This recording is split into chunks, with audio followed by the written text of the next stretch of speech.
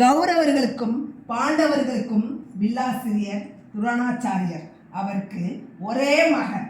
அவன் பெயர் அஸ்வத்தாமன். அவன் தாய் வயிற்றில் பிறக்காமல் இறையருளால் தானாக தோன்றியவன். ஆதலால் அவனுக்கு தாய்ப்பால் கிடைக்கவில்லை.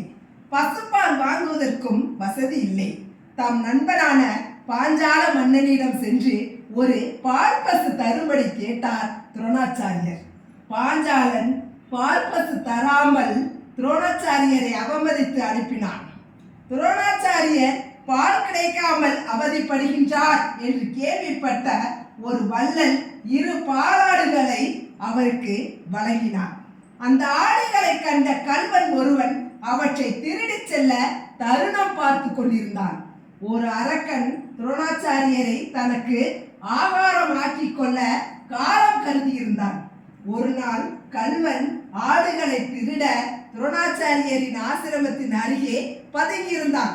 அந்த நேரம் அரக்கனும் துரோணாச்சாரியரை பிடித்து உண்பதற்காக அங்கே வந்தான். அரக்கனும் திருடனும் சந்தித்துக் கொண்டனர். ஆடு திருட வந்ததாக திருடன் சொன்னான். முனிவரை உண்ண வந்ததாக அரக்கன் கூறினான். இருவரில் யார் முதலில் தம் தொழிலை முடிப்பது என்பது விவாதம் ஏற்பட்டது.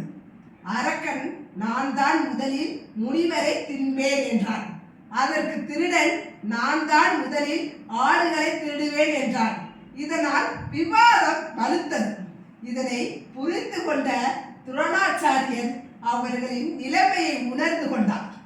தன் தவ வலிமையால் அரக்கனை சாம்பலாக்கி விட்டார். திருடனை கல்லாக போகும்படி சபித்தார்.